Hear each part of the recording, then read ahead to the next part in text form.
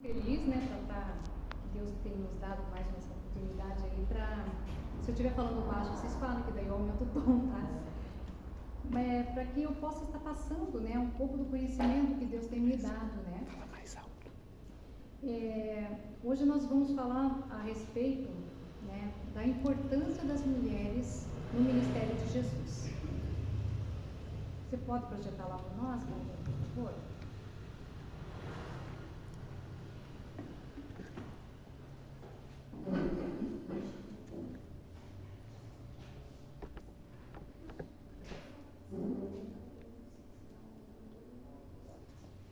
Então eu escolhi o texto de Lucas, porque eu acho o texto de Lucas muito interessante pelo fato que ele é um livro que ele foi escrito de uma forma cronológica, né? Ou seja, ele foi escrito de uma forma como ocorreram, né, os acontecimentos desde o nascimento de Jesus, né, da morte dele, da ressurreição e ascensão.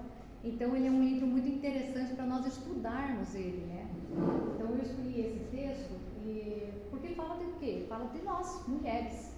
E vai nos dizer o seguinte: aconteceu depois disso que andava Jesus de cidade em cidade e de aldeia em aldeia, pregando e anunciando o evangelho do reino de Deus. E os 12 iam com ele. Pode passar.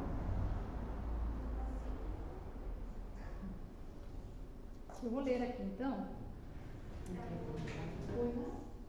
E também algumas mulheres que haviam sido curadas de espíritos malignos e de enfermidades. Maria, chamada Madalena, da qual saíram 7 demônios, e Joana, mulher de Cusa, procurador de Herodes, Susana e muitas outras, as quais lhe prestavam assistência com os seus bens. Por que eu falei do livro de Lucas, que ele é um livro interessante? Porque ele vai falar da cronologia, né? Ali em Lucas 8 ele começa dizendo: aconteceu depois disso. Mas depois disso o quê? Se nós formos ver ali no capítulo 7, ele vai falar justamente do que nós cantamos aqui, daquela mulher pecadora lá do vaso de alabastro. Você viu como que Deus ele vai movendo mesmo, né, a mensagem. Então, eu não vou ler esse texto. Pode apagar ali? Eu não vou ler esse texto porque ele é um texto um pouco extenso, eu acredito que todas já conhecem, eu vou só dar uma pincelada nele, mas o que vai nos dizer, né? Essa história vai nos falar de uma mulher da cidade e ela era pecadora, né? A entonação aqui, pecadora, é nesse sentido mesmo, uma prostituta da cidade.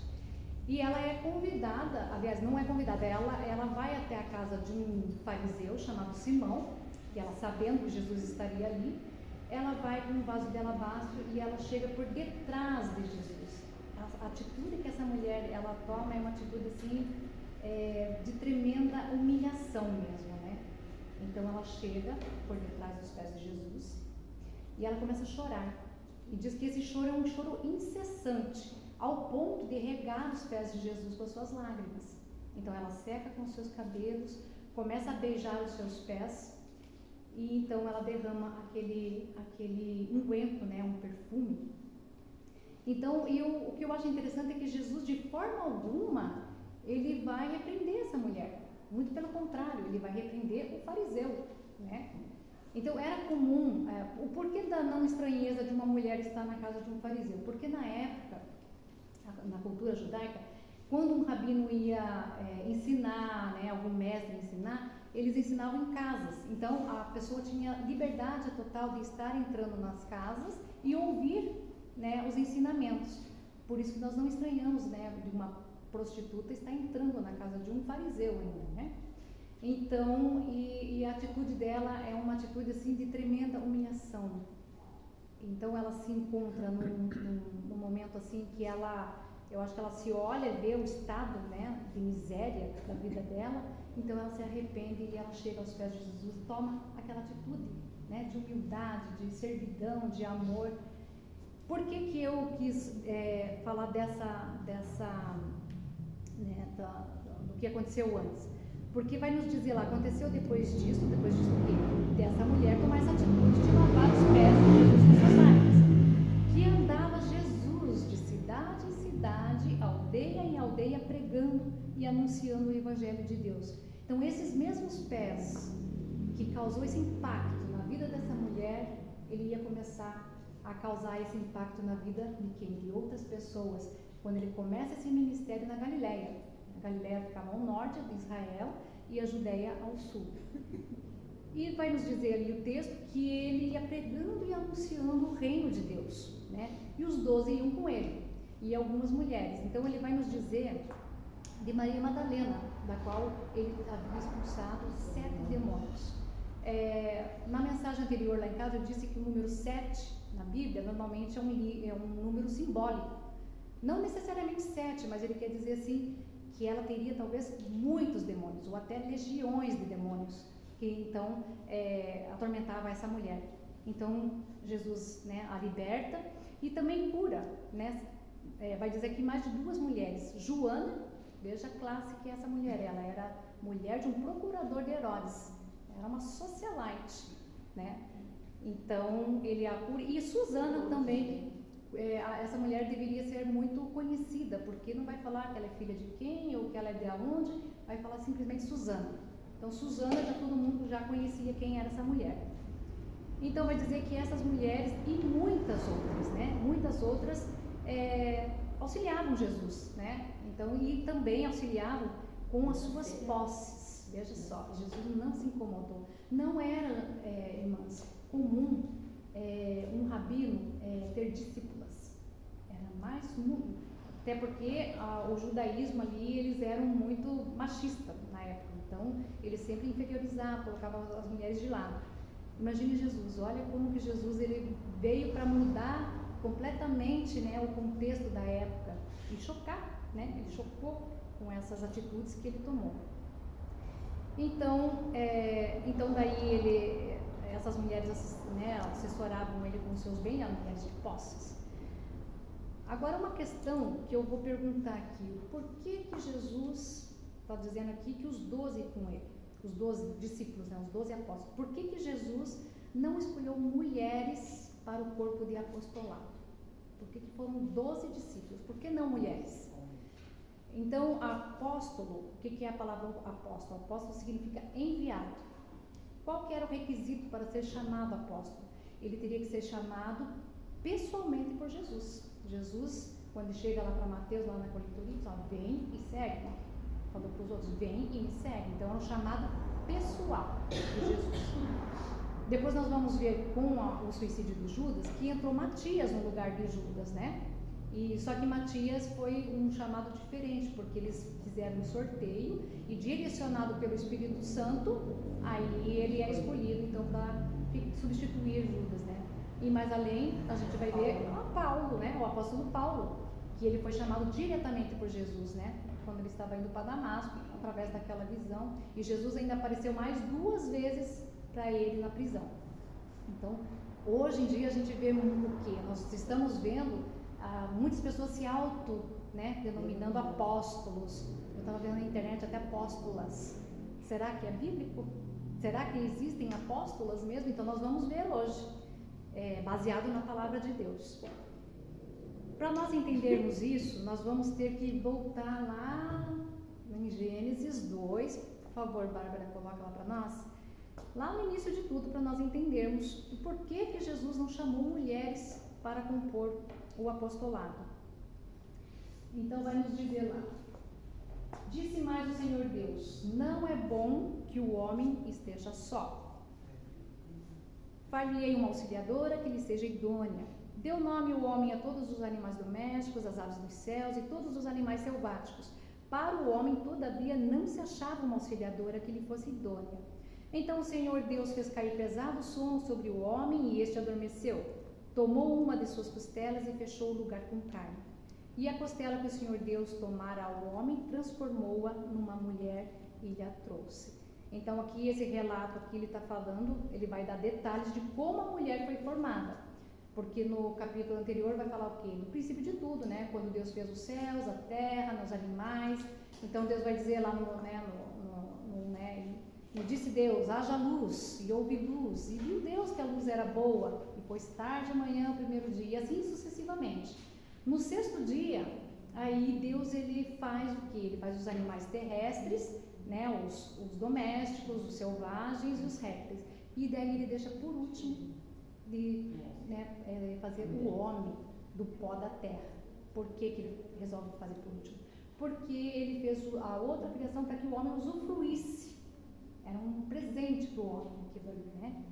Então Deus faz o homem do pó da terra, e aqui vai nos dar detalhe como é que Deus faz a mulher. Então ele vai dizer lá, e viu Deus que era bom, e viu Deus que era bom, e viu Deus que era bom, e aqui ele vai dizer, não é bom. O que não é bom? Que o homem esteja só. Então ele vai dizer que ele vai fazer uma auxiliadora. O que é uma auxiliadora? É aquela que ajuda, né? Aquela que socorre. Se a gente for ver no original, é o que socorre. Esse é o papel, né, de uma auxiliadora. E vai falar mais de ainda vai ter um atributo ainda, né, a mais, que lhe seja idônea. O que é idônea? Idônea é uma pessoa íntegra, uma pessoa honesta, uma pessoa com capacidades para desenvolver certas tarefas. Então, além de auxiliar, ela teria que ter, né, esses atributos aí, né? E eu acho interessante que Deus ele vai fazer da mulher de uma forma, pode apagar para mim lá, Bárbara, por favor. Ele vai fazer de uma forma muito diferente, né? Ele poderia ter feito uma mulher do pó da terra? Poderia. Mas quando Deus resolve fazer dessa forma de tirar da costela, é porque Ele quer nos passar uma mensagem. Deus ele quer nos ensinar algo. E qual que é esse ensino, né? A palavra costela, no hebraico, ela significa a palavra tessela. Eu não sei a pronúncia aqui porque está transliterado para mim aqui, tá? Mas é a palavra tessela, que significa costela, significa viga e significa... agora não me lembro a outra palavra. Mas enfim, a gente sabe que a costela, qual que é a função das costelas? As costelas, aquelas, né, a costela humana, ela serve para sustentar os nossos órgãos vitais. Coração, os pulmões, ele serve para a respiração, porque ele expande, para a irrigação. O pastor Marcelo trouxe até uma mensagem sobre o corpo humano esses dias, eu achei muito interessante, né? Aí ele diz assim que Deus nos formou de uma forma assombrosa. E quando a gente se depara com essa forma que Deus quer nos ensinar, a outra palavra é lado, agora eu lembrei, tá? É a palavra lado. Quando Jesus está lá na cruz, que vem o soldado, pega a lança, ele perfura o quê? Perfura o lado. Então tem um simbolismo muito espiritual aí. Então daí a viga. Essa palavra viga, tessela, ela vai aparecer aonde? Ela vai aparecer em Êxodo. Lá quando Deus vai dar instruções para Moisés fazer o tabernáculo, que significa viga, ou seja, uma tábua, né? Para que serve uma viga numa construção? Ele serve para sustentar, né? Para que a estrutura não caia. Então nós fazemos parte de uma dessas estruturas, né? Porque afinal de contas, Deus ele pegou de uma das costelas e a transformou numa mulher. Ele vai dizer que Deus traz para o homem. Então ele traz como um presente. Veja só o plano de Deus. Maravilhoso. Nossa, quando a gente entende esse plano, assim a gente fica maravilhado. Mas, infelizmente, na sequência, nós vamos ver a queda do homem. O pastor Marcelo até disse assim, a queda da mulher que levou a queda do homem. Eu concordo plenamente com ele, porque foi dessa forma, né? E vai nos dizer lá em Gênesis 3:1. Você põe lá para nós, Bárbara, por favor. 3:1. Eu vou lendo aqui, tá? Mas a serpente, mais sagaz que todos os animais selváticos que o Senhor Deus tinha feito, disse à mulher, é assim que Deus disse? Não comereis de toda a árvore do jardim? Então veja que nós sabemos que quem é a serpente, né? A serpente é o diabo e Satanás. Vai dizer lá no Apocalipse 12, né? A antiga serpente, que é o diabo e Satanás, e seduz o mundo todo. Então quando falar serpente aqui, está se referindo ao próprio diabo, Satanás. Agora, por que a serpente ela vai direto para a mulher? Por que ela não foi para o homem? Né? A resposta está na palavra sagaz. O que é sagaz? A pessoa sagaz é uma pessoa perspicaz, é uma pessoa astuta, esperta, não se deixa enganar. É a palavra nachash, que significa adivinhar, observar sinais, na questão assim, de observância mesmo de algumas coisas. E também adivinhação, né? Que presságio, essas coisas. A resposta está aí. Então, o que a serpente fez? Ela observou a diferença entre o homem e a mulher. Porque qual que é a diferença? A diferença é que as mulheres, lá em 1 Pedro vai dizer assim, maridos, vós igualmente vivei a vida comum do lar, com discernimento, e tendo consideração para com a vossa mulher, que é a parte mais frágil. Nós somos mais frágeis. Tanto na estrutura física, nós somos menores que os homens, nós somos mais fracas fisicamente, nós somos mais sensíveis, TPM que os diga, nós somos mais emotivas, o homem é mais racional, o homem é mais durão. Então, ela percebeu, a serpente percebeu essa diferença, por isso que ela foi até a mulher. E ela, sabendo que a mulher era uma auxiliadora, ou seja, ela serviria para auxiliar o homem. Então ela teve êxito naquilo que ela, nesse empreendimento dela. E ela vai dizer assim, vai nos dizer assim, vendo a mulher que a árvore era boa para se comer, agradável aos olhos e árvore desejável para dar entendimento, tomou-lhe do fruto, comeu e deu também ao marido, e ele comeu. Nós não sabemos se era realmente um fruto literal, não sabemos. Qual que é o foco? O foco é a desobediência. Aquilo que Deus falou, não coma, porque se vocês comerem, vocês vão morrer. A serpente vem e fala assim, não, vocês não vão morrer. Então ela preferiu escutar a serpente do que a Deus. Então foi o caso do engano mesmo, do engodo. Então ele diz que ela comeu e também deu ao marido. E ele comeu. Veja só, ela como auxiliar. Infelizmente ela auxiliou o quê? Ao homem comer. Agora, por que ele comeu? Será que ele estava realmente ciente daquilo que ele estava fazendo? Ele estava ciente. E ele foi enganado? Não foi enganado. Porque em 1 Timóteo 2, 13 e 14 vai dizer assim, porque primeiro foi formado Adão, depois Eva. E Adão não foi iludido, mas a mulher, sendo enganada, caiu em transgressão. Então, por que o homem comeu?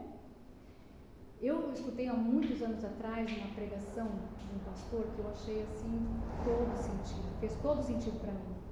O homem comeu por misericórdia da mulher. Aonde estava Adão quando ela foi tentada e ela caiu em transgressão? Deus colocou ele como responsável pela mulher.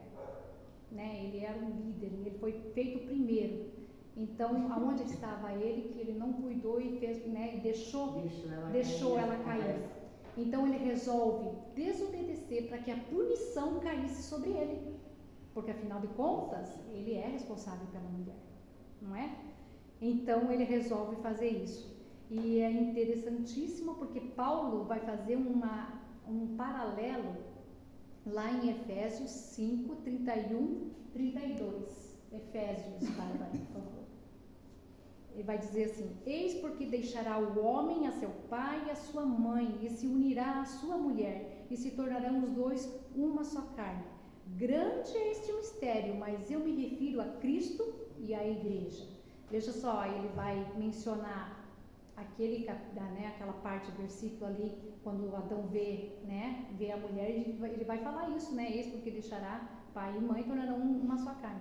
Só que daí Paulo ele vai fazer uma alegoria aqui da mulher sendo a igreja e o Adão, o homem, Cristo. E o que Cristo fez para a igreja? Ele não fez isso. Só que há uma diferença. Enquanto Adão comeu do fruto, desobedeceu, aonde a morte entrou, Cristo ele vem para resgatar. Ele se faz pecado, ele não peca, ele se faz pecado e toma o lugar da mulher, que é a igreja, que somos nós. Olha que coisa incrível, se você fizer esse paralelo, a misericórdia do Senhor.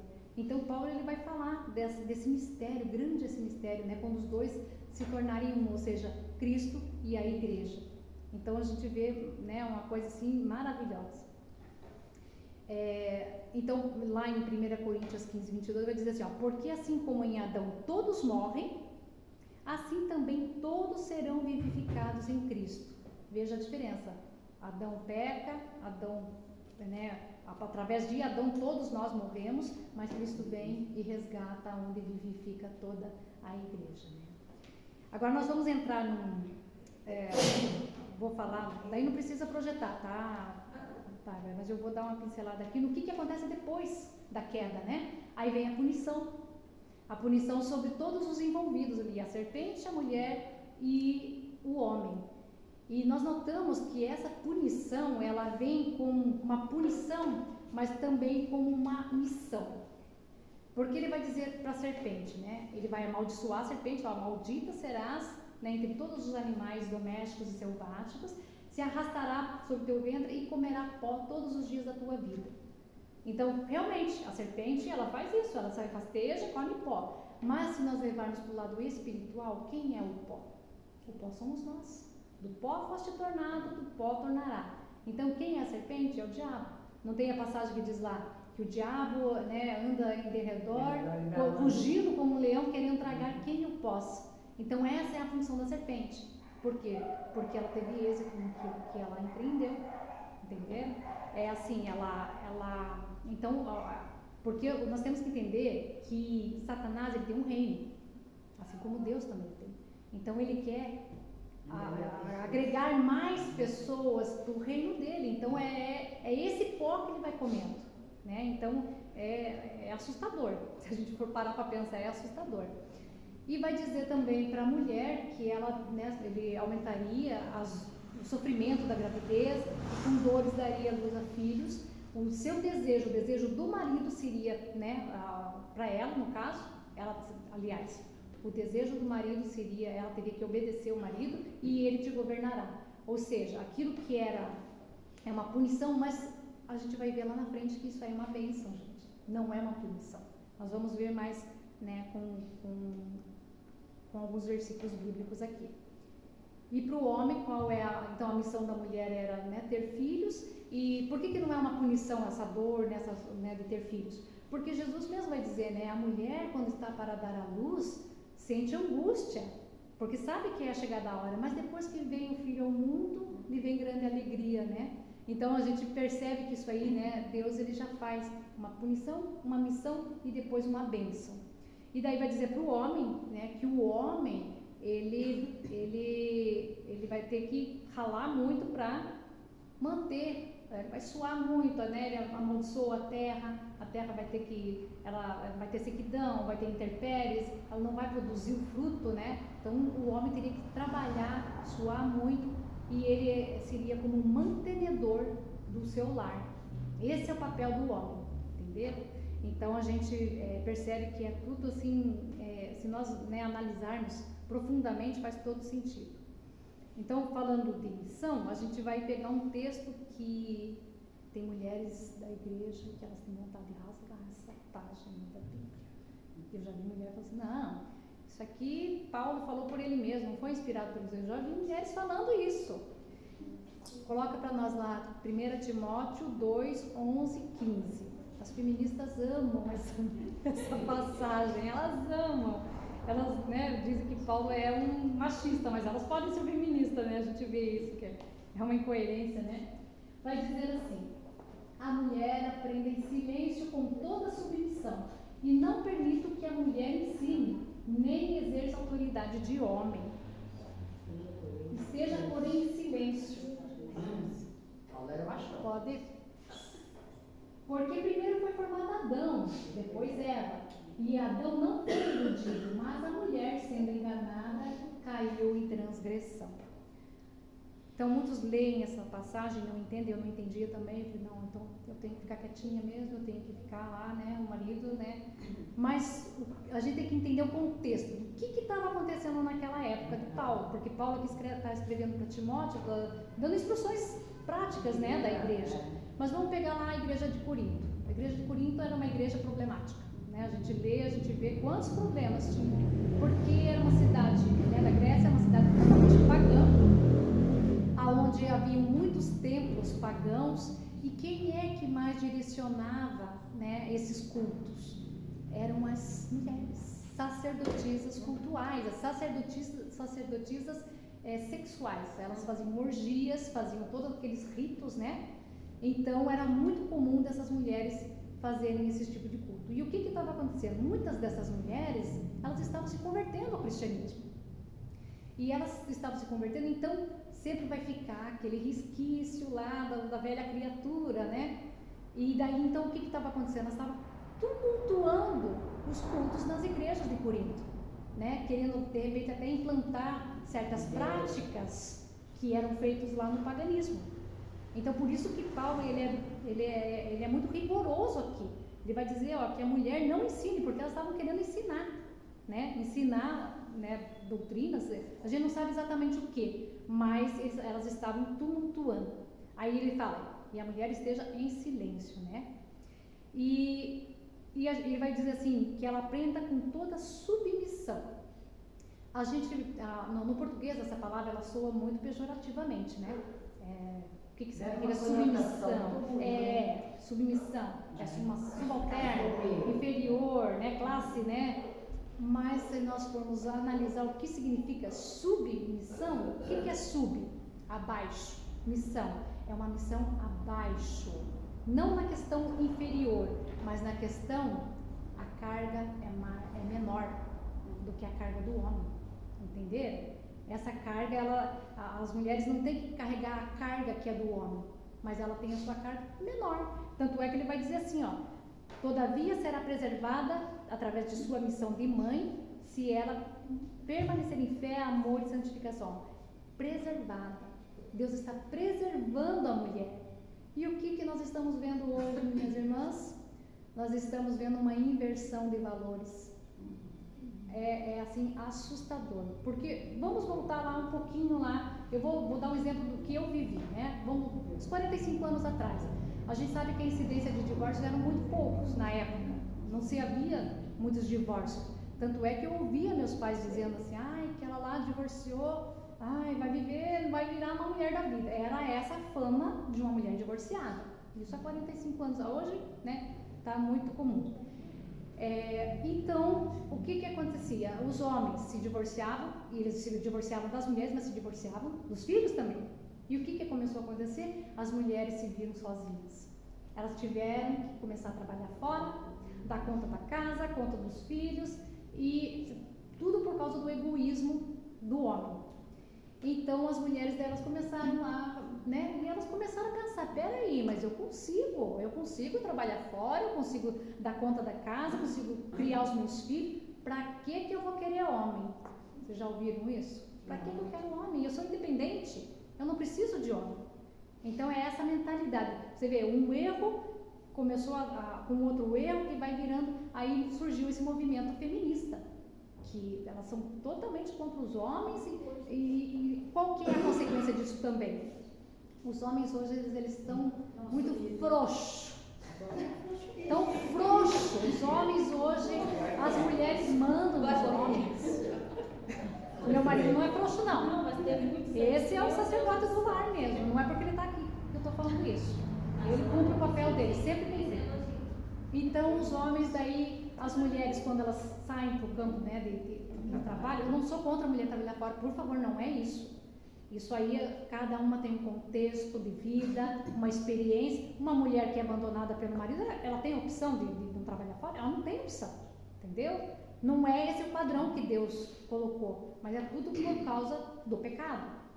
Então, o que acontece? Aí elas começaram a perceber que elas, né, têm essa independência e começaram a surgir esse movimento feminista aí, né?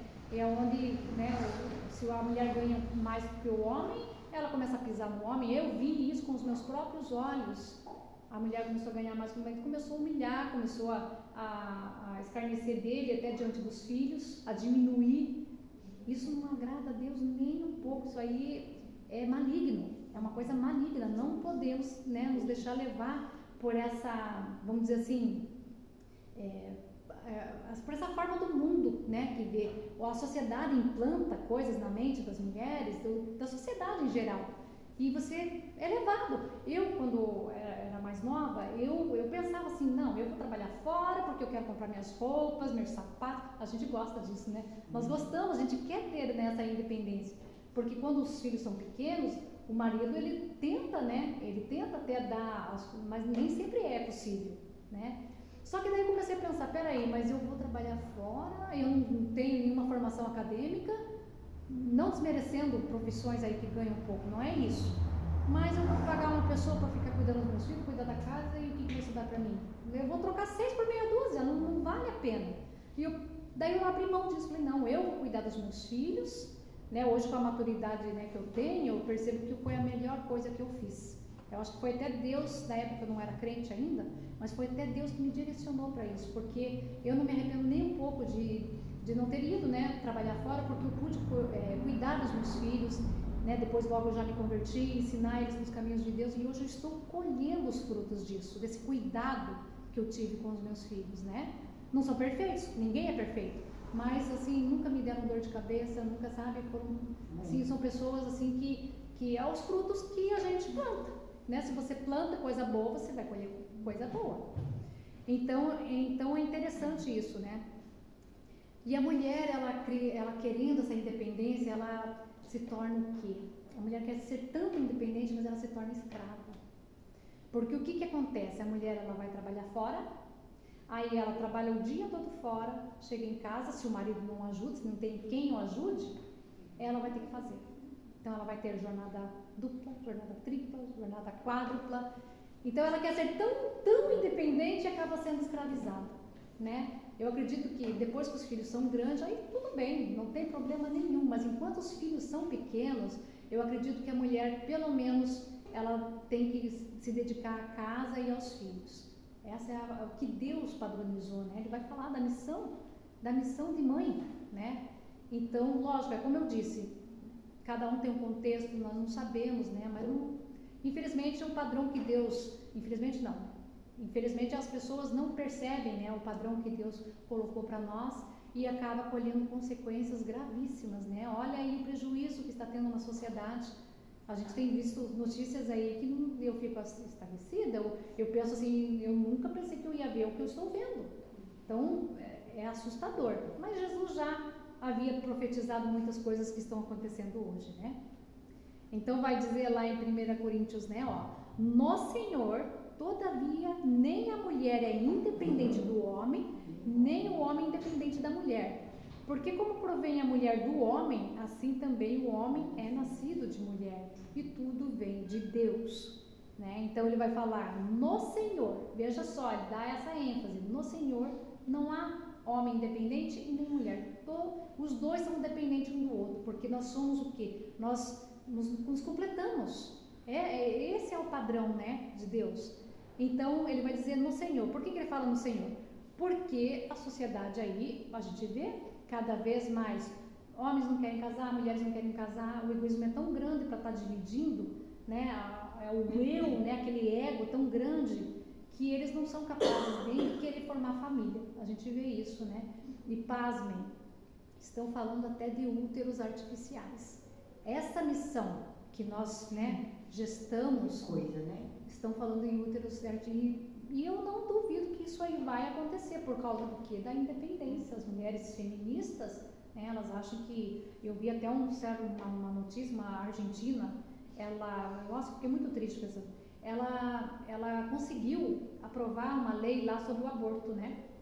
E ela engravidou de propósito para fazer o aborto e acabou morrendo. Ah, é? Sim, ela morreu no aborto. Deus pesou a mão, ali eu vi a mão de Deus. Tamanha afronta que essa mulher fez, entendeu? Então ela conseguiu todo aquele trâmite da lei, só que Deus não permitiu que ela fizesse aquilo que ela tanto queria, né? É absurdo, né? Olha que ponto que nós estamos chegando por causa do pecado. Então nós vamos perceber isso aí, que não há independência, né? Nós todos somos, nós nos completamos, né? E nós voltando ao requisito lá das mulheres, né? Que nós temos vários, né, atributos, nós vamos perceber que as mulheres, nós somos muito observadoras, né? Eu sei que tem muito, meu marido ele é muito observador, mas eu sou mais que ele. Eu observo muito mais do que ele. É da mulher isso aí, né? E vai nos falar lá, eu vou correr aqui porque o tempo, né, o tempo tá correndo, não para. Então vai dizer lá em Mateus 27:55, que estavam ali muitas mulheres observando de longe, elas que vinham seguindo a Jesus desde a Galileia para o servirem. Então, aqui era nos momentos quando Cristo estava sendo crucificado, né? Os discípulos tinham fugido e estavam ali as mulheres. As mulheres estavam ali observando.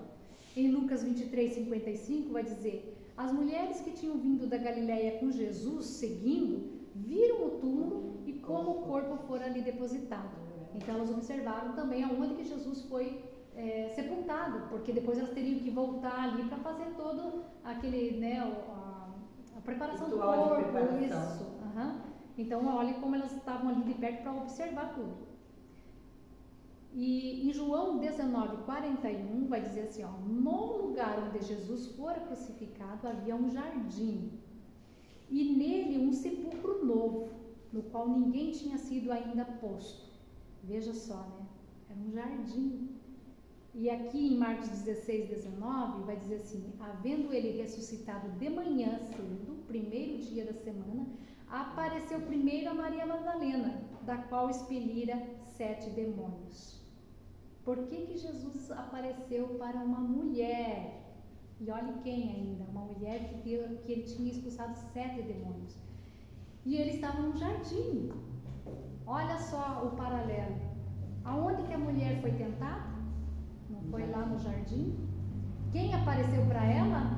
O pai da mentira, o engano, a morte apareceu para ela ali. E aqui, quando Jesus aparece para ela ressurreto, ele aparece num jardim também, mas ele sendo a verdade, né? Ele trazendo a vida, a ressurreição, como ele querendo o quê? Resgatar aquela punição que havia lá da mulher, porque afinal de contas, no judaísmo, a mulher era sempre atribuída isso aí, né? Ó, associada à queda lá, por isso que eles inferiorizavam. Não, é culpa da mulher, o pecado por causa da culpa da mulher. E aqui, então, Jesus ele resgata essa culpa, essa punição que haveria, né, da mulher aparecendo para uma mulher, né, Maria Madalena, que estava possessa né, porque Jesus a tinha libertado. Muitos atribuem aquela mulher do vaso de alabastro a Maria Madalena. Eu não achei respaldo bíblico para isso, mas muitos comentaristas atribuem ela, né. Se for, é mais maravilhoso ainda, né, porque se você parar para pensar, Eva, ela como se ela tivesse traído o próprio Deus, né? Escutando o que a serpente havia dito para ela, né? Então, eu achei muito interessante isso, né? E daí, então, na sequência lá em João, vai dar os detalhes, né, de como Jesus aparece para ela. E Jesus aparece para ela, né, no jardim, tanto é que ela pensa que é um jardineiro, né? E daí, quando ele chama o nome dela, Maria, daí então ela reconhece que é o Senhor, né? Rabone, ela responde, né? Aí ele vai dizer assim, ó: vai até aos meus irmãos e diz-lhes: subo para o meu Pai e vosso Pai, para o meu Deus e vosso Deus. Então Maria saiu anunciando aos discípulos, viu o Senhor e contava o que lhe dissera estas coisas. Enquanto que a serpente engodou ela, né? Pode apagar para mim, Bárbara. Enquanto que a serpente enganou ela para que ela fosse até o marido para enganar, né, para trazer a morte, Jesus aqui não, ó, vai até os meus discípulos e diz, né, subo para o meu Pai, vosso Pai, para o meu Deus e vosso Deus, ou seja, está pago, né, eu paguei, não tem mais a morte. Sim, a gente morre ainda, né, mas nós não vamos fazer parte da segunda morte, né.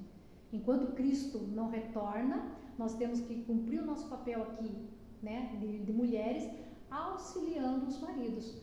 Tanto é que eu não concordo de mulheres pastoras, apóstolas, eu não concordo porque não tem base bíblica para isso, né? Eu estou aqui numa posição de ensino, eu estou passando um conhecimento para vocês, mas eu estou passando para mulheres, não para homens. Quem tem que liderar uma igreja, o cabeça sabemos que é Cristo, mas tem que vir do homem, não da mulher. Esse não é o nosso papel. A nossa missão é menor. O homem tem que carregar a carga maior, né? Por isso que ele foi feito maior, mais forte. Então eu acho que para nós entendermos isso aí, e hoje a gente está vendo uma distorção completamente, mulheres, né, querendo, né, ser empoderadas, querendo ser, né, não querem, né, ser submissas no sentido assim de ver que é o homem que decide, dá a palavra final. Meu marido está de prova aqui, eu sempre acato o que ele Mas assim, eu tô brincando, né? É lógico que a gente dá a nossa opinião, porque a gente está, afinal, auxiliando. Tem coisas que às vezes eles não veem e nós vemos. Tem uma né? visão mais ampla. Exatamente, nós estamos para auxiliar, né? Não para fazer igual Eva, né? Que ela foi enganada, né? E caiu, mas sim como, né? Cristo, né? Vindo para nós dizer, ó, vai aos teus irmãos e diz, né? Que eu ressuscitei. Então esse é o nosso papel aí, né? De estarmos cumprindo o que Deus, né? Esse propósito, né? Esse plano maravilhoso. Então quando nós entendemos isso, né? Nos enche o nosso coração, né? De alegria. Vamos orar? Amém. Senhor nosso Deus, como é maravilhoso estar desfrutando, Senhor, dessa tua palavra que é profunda, maravilhosa, sabendo do teu plano para com todas nós, Senhor. Queremos colocar aqui agora todas nós diante do Senhor, para que nós possamos cumprir o nosso papel, Senhor, aquilo que o Senhor colocou para nós como ajudadoras dos nossos maridos, auxiliares aqui na igreja, na vida da sociedade, Senhor, na comunidade. Então faz-nos, Senhor, entender isso, aceitar com muito amor e gratidão a Ti, porque sabemos que tudo que o Senhor faz é perfeito e tudo que o Senhor quer é sempre o melhor para nós. Então nós pedimos isso, Pai.